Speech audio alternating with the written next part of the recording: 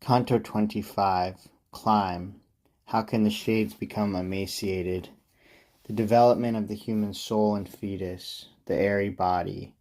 Seventh terrace of lust, the wall of fire, the souls in the fire. Examples of chastity. It was an hour when our climbing brooked no lameness, for the sun had left the meridian circle to the bull, and night to the scorpion. Therefore, as a man does not linger, but goes on his way no matter what he sees, if the stimulus of need pierces him, so we entered the passage-way, taking the stairs one before the other, for their narrowness unpairs those who climb. And like a little stork that lifts its wings out of desire to fly, but does not attempt to leave the nest and lowers it again, so I, with my desire to ask, first kindled and then dampened, came as far as the gesture of one who prepares to speak. Though our climbing was rapid, my sweet father did not hold back, but said, "Loose the bow of speech, which you have drawn to the very iron." Then confidently I opened my mouth and began, "How can thinness occur, where there is no need for nourishment? If you brought to mind how Meleager was consumed at the consuming of a log, this would not," he said, "be so sour for you. And if you thought how, when you wriggle, your image in the mirror wriggles, what seems hard to you would seem easy.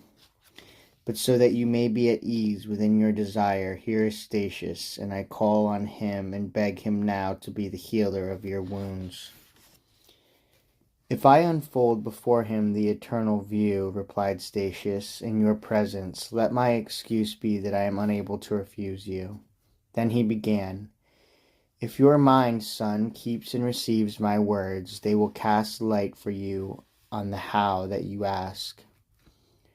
Perfected blood, never drunk by the thirsty veins, but left, like food one carries back from the table, takes on within the heart the power to shape all human members, as does that which goes out through the veins to become members.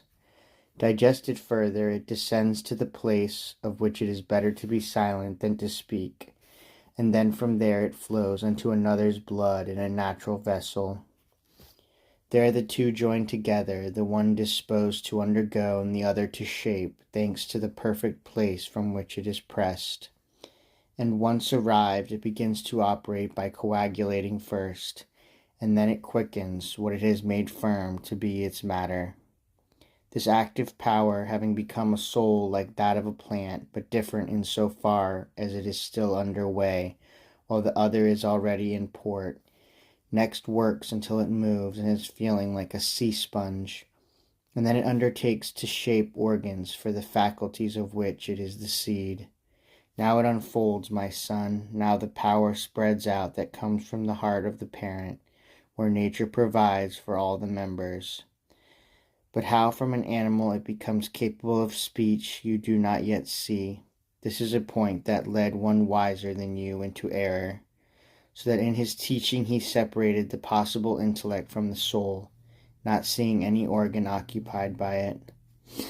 Open your breast to the truth that comes, and know that as soon as in the fetus the articulation of the brain has been completed, the first mover turns to it, rejoicing over the greatness of nature's art, and breathes into it a new spirit, replete with power, that draws into its own substance what it finds active there, and becomes one single soul, that lives and feels and turns itself back to itself.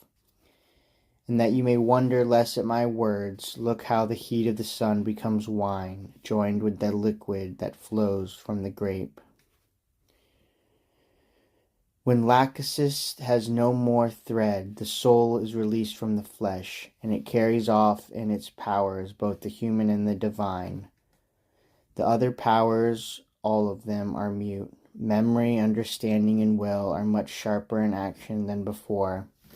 Without delay it falls of itself, wondrously, to one of the two shores. There first it knows its paths. As soon as place circumscribes it there, the formative power radiates around in the same way, and as much as in its living members.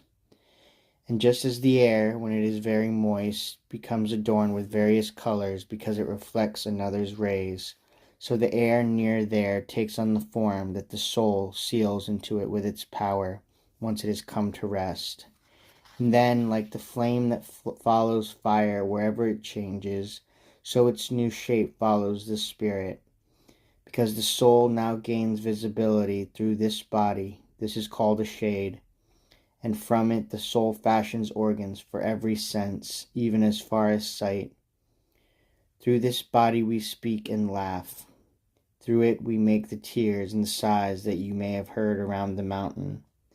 According as desires and other feelings afflict us, so our shade configures itself, and this is the cause of what you wonder at. And now we had come to the last torture, turning to the right, and we were intent on a new concern. There the bank throws out flame, and a wind blows upward from the edge, deflecting the flame and isolating a path. Therefore we had to walk along the exposed side one by one, and I feared the fire on this side, and on that I was afraid of falling down. My leader was saying, through this place we must keep a close rein on our eyes, for straying would be easy. Sume Deus Clementia, I heard singing in the bosom of the great fire, and it made me wish to turn as well. And I saw spirits walking within the flames, and so I looked at them, and at my steps, alternating my gaze from time to time. After singing the end of that hymn, they loudly cried, Virum non cognosco. Then they began the hymn again, softly. Finishing it, again they cried out. Diana held to the woods and drove out Helice, who had felt the poison of Venus. Then they went back to singing. Then they called out wives and husbands who were chaste, and as virtue and matrimony require of us. In this manner I believe lasts through all the time that the fire burns at them. With such care and such foods must the wound at last be sewn up.